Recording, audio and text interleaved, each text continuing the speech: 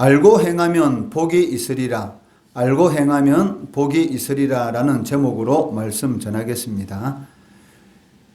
빚을 진 사람은 반드시 그 빚을 갚아야 합니다. 만약 갚지 않는다면 거기에 합당한 형벌을 받게 될 것입니다. 마찬가지로 성도들에게도 섬김과 봉사를 통해서만이 갚을 수 있는 부채가 있다는 것입니다. 그 부채는 바로 서로 사랑하는 것입니다.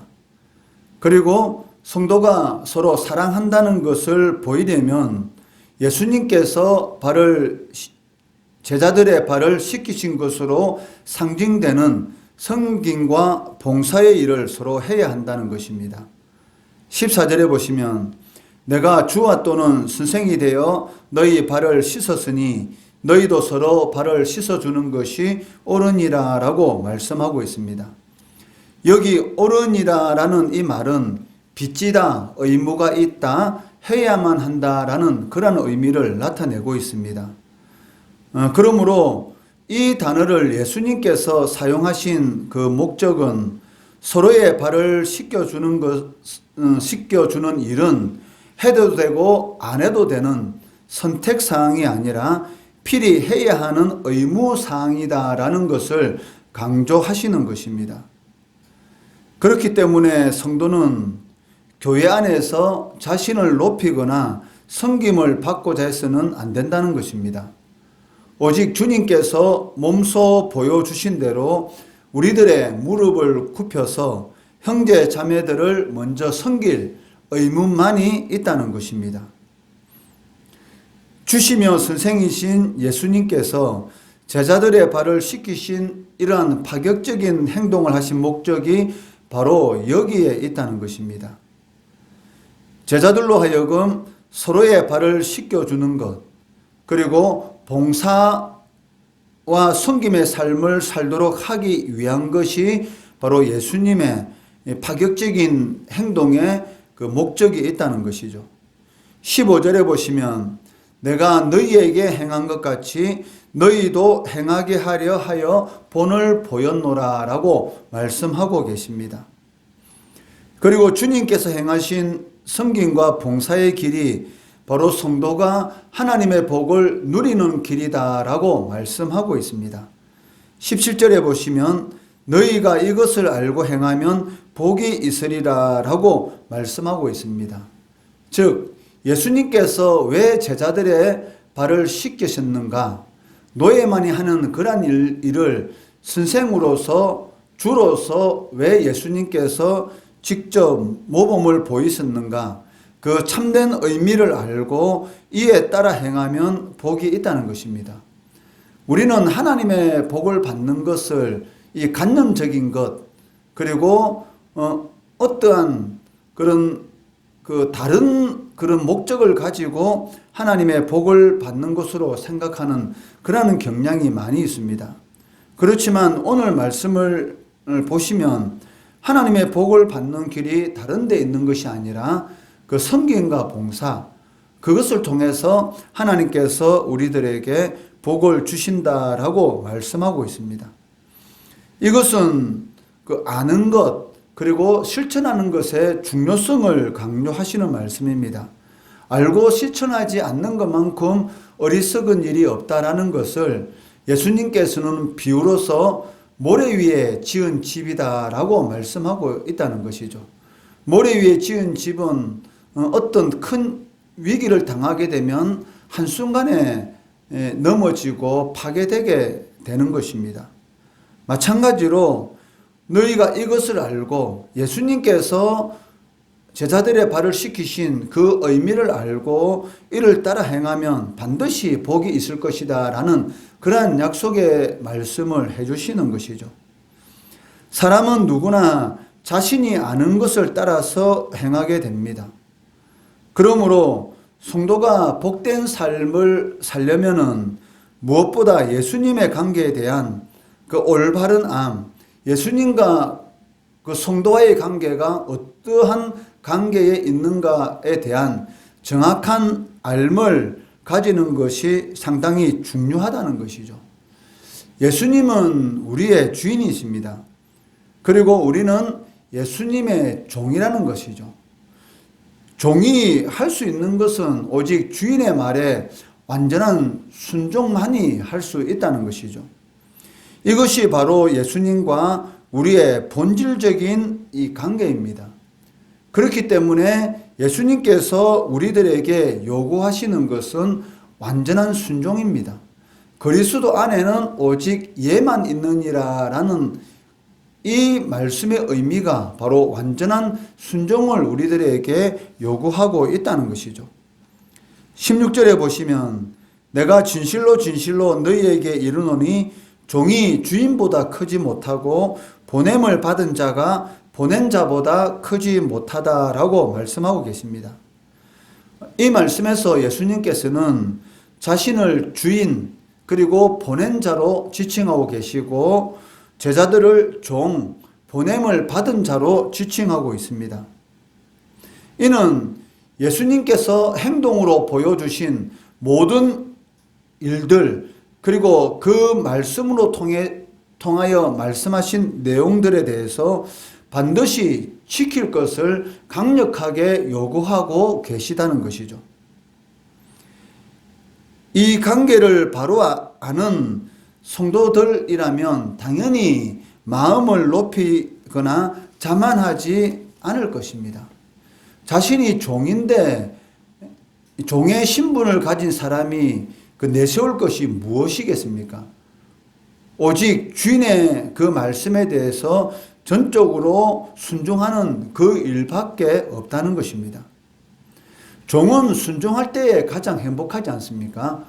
요셉이 보디발로부터 인정받을 수 있는 것은 무엇이냐면 자신이 종의 위치로서 주인에게 어떠한 것을 요구한 것이 아니라 자신이 종으로서의 맡은 일에 최선을 다할 때에 그것을 보디발이 보게 되었고 그를 통해서 종을 다스리는 가정총무의 그러한 중요한 직책을 맡기는 것을 볼 수가 있다는 것이죠. 그렇기 때문에 우리가 진정으로 예수님은 주인이시고 나는 종이다라는 그러한 이 본질적인 관계를 정확하게 알고 있다면 주님의 말씀에 완전히 순종하려고 하는 그런 모습을 보이게 된다는 것입니다. 남을 섬기는 종의 도를 부끄럽게 여기거나 기피하지 않는다는 것이죠. 교회 안에서도 남이 알아주는 직분의 일이면은 열심히 하고 남이 알아주지 않는 숨어서 하는 일이면은 거기에 대해서 아무렇지도 별 값어치가 없는 그런 일로 생각하는 그런 마음은 가지지 않는다는 것입니다. 자신에게 어떠한 일이 맡겨주어졌든지 종으로서 성실하게 그 일을 감당하게 된다는 것이죠. 왜냐하면 우리와 주님의 관계는 비교할 수가 없습니다. 주님은 본질적으로 하나님이시고 그리고 지금은 만왕의 왕으로서 하늘과 땅의 모든 권세를 가지고 계신 분이십니다. 우리와 비교도 될 수 없을 만큼 높으신 예수님께서 노예인 것처럼 몸소 실천해 보이신 그 이유는 우리에게 행하도록 아는 것으로 끝나는 것이 아니라 아는 것을 삶 가운데서 실천하도록 하기 위함인 것입니다. 만약에 우리가 다른 형제 자매들을 섬기는 것 그리고 봉사의 일을 하는 것에 대해서 부끄럽게 여긴다면 자기 자신을 마치 그리스도보다 더 크다고 생각하는 그런 사람이라는 것이죠. 하나님보다 더 크다고 아니면 하나님과 동류로 여긴 존재가 누구냐면 바로 사탄입니다. 자신이 마치 하나님보다 더 높은 것처럼 하나님과 똑같이 되는 존재인 것처럼 그런 생각을 가지고 하나님을 대적하다가 결국은 하나님 앞에 저주를 받고 사탄이 되었던 것입니다. 마찬가지로 주님께서 손소 노예의 위치에서 제자들을 섬기는 그런 모범을 보이심으로 내가 너희에게 행한 것 같이 너희도 내가 행한 것처럼 행하라 라고 명령을 하셨는데도 불구하고 그것이 부끄럽다고 그것이 가치 없는 것이라고 생각하고 그 일을 행하지 않는다면 자신은 그리스도보다 더 크다라고 생각하는 그러한 사람이라는 것이죠. 예수님은 제 종되었던 우리를 자신의 핏값을 지불하시고 사시고 소유로 삼으셨습니다. 그렇기 때문에 구원받은 성도는 언제나 자신이 주님의 종이고 주님의 보내심을 받은 신분원꾼에 불과하다라는 것을 유념해야 한다는 것입니다. 그리고 자신을 모든 사람보다 낮추는 그런 삶을 살아가는 것이 당연하다는 것이죠. 그리고 모든 판단과 결정의 근거를 그리스도께 두어야 한다는 것입니다. 진리 대신 예수님께서 옳다고 하는데 세상 사람들이 옳지 않다고 한다고 해서 그 세상 사람의 말에 따라가면 안 된다는 것이죠. 세상 모든 사람이 아무리 반대한다 할지라도 예수님께서 옳다고 하면 그것은 옳은 것입니다. 그런 생각을 가지고 진리신 주님께서 하신 말씀에 힘써 순종하는 그런 삶을 살아가야 한다는 것입니다. 예수님께서는 거듭해서 자신이 그리스도이시다라는 것을 제자들에게 반복적으로 가르치고 계십니다. 그 이유는 제자들이 아직도 예수님께서 그리스도이심을 확신하지 못한 그러한 상태에 있었기 때문입니다. 예수님의 최대 관심은 제자들이 성숙한 믿음을 가지는 것이었습니다. 그렇기 때문에 예수님이 고난을 받으신 것, 즉 가룟 유다의 배신으로 인해서 십자가의 순환을 당한 것이 모르고 당한 것이 아니라 알면서도 기꺼이 구약에 예언된 하나님의 말씀을 성취하기 위해서 그 일을 직접 겪으셨다라는 것을 깨닫고 예수님이 메시아이심을 흔들림 없이 믿기를 원하셨던 것이죠. 19절 말씀해 보시면 지금부터 일이 일어나기 전에 미리 너희에게 일러둠은 일이 일어날 때에 내가 그인 줄 너희가 믿게 하려 함이로다 라고 말씀하고 계십니다. 즉 예수님께서 가룟 유다로부터 배신을 당한 것은 이미 구약에 예언된 그런 내용이었고 그 예언된 대로 내가 하나님의 뜻대로 그 길을 걸어간다라는 것을 제자들에게 미리 알도록 하시기 위해서 끊임없이 말씀을 하셨다는 것입니다. 이를 증거하기 위해서 예수님께서는 내 떡을 먹는 자가 내게 발꿈치를 들었다라는 시편 41편 9절의 말씀을 인용하고 계십니다. 18절 말씀해 보시면 내가 너희 모두를 가리켜 말하는 것이 아니니라. 나는 내가 택한 자들이 누구인지 알미라. 그러나 내 떡을 먹는 자가 내게 발꿈치를 들었다 한 성경을 응하게 하려는 것이니라 라고 말씀하고 있습니다. 시편 41편 이 9절의 역사적인 배경은 그 압살롬의 반역 사건을 배경으로 하고 있습니다. 압살롬이 반역을 일으키실 때에 다윗이 가장 신뢰하던 그 모사가 누구였느냐면 아히도벨이죠. 그런데 이 아히도벨이 다윗을 배신하고 압살롬에게 붙게 됩니다.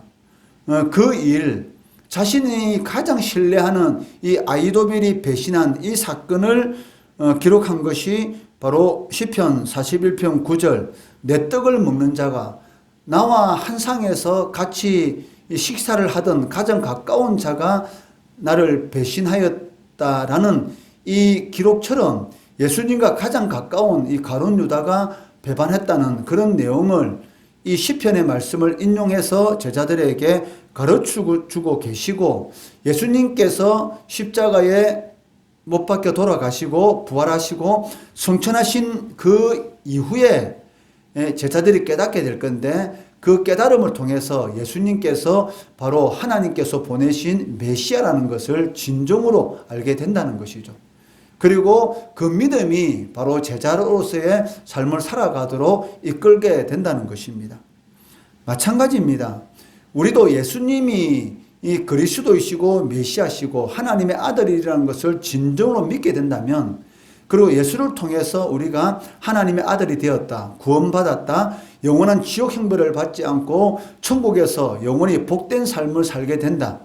비록 이 땅에서의 삶은 잠시 있다가 없어지는 그런 안개와 같은 짧은 삶, 고난의 삶이라 할지라도 그 길을 잘 참고 견디면 영원한 이런 복된 삶을 살 수 있다라는 그런 확실한 믿음을 가지고 있다고 한다면 우리의 믿음이 흔들리지 않는다는 것이죠. 이것을 예수님께서는 제자들에게 원하고 계셨습니다. 반드시 제자들이 고난의 길을 걸어가게 될 건데 그런 상황 가운데 있을지라도 주님을 메시아로 그리스도라는 것을 확실히 알고 있다면 흔들리지 않게 된다는 것이죠. 진리 대신 예수님께서 옳다고 하신 모든 것들은 옳은 것입니다. 아무리 세상 사람이 반대하고 옳지 않다 할지라도 진리가 불변하지 않는다는 것이죠. 이것을 명심하고 우리가 그리스도의 종으로서 섬김과 봉사의 직분을 잘 행할 때에 하나님께서 우리들에게 복을 주시겠다라고 약속하고 계십니다. 그리고 모든 판단과 결정의 근거를 주인이신 그리스도께 두어야 됩니다. 그래야지 어떤 상황 가운데 있을 때 할지라도 우리의 믿음이 흔들리지 않는다는 것이죠. 심지어 유라굴로와 같은 그런 미친 그런 태풍과 같은 바람이 불어온다 할지라도 배에 타고 있는 모든 사람들이 두려움 가운데 떨고 있다 할지라도 우리의 믿음이 흔들리지 않을 수가 있다는 것입니다. 그리고 이러한 믿음의 삶을 통해서 하나님께서 우리들에게 세상이 줄 수 없는 흔들림이 없는 그런 복을 누리도록 하신다라고 약속하고 계십니다. 이러한 복을 누리시는 우리 성도들 되시기를 주의 이름으로 축원합니다.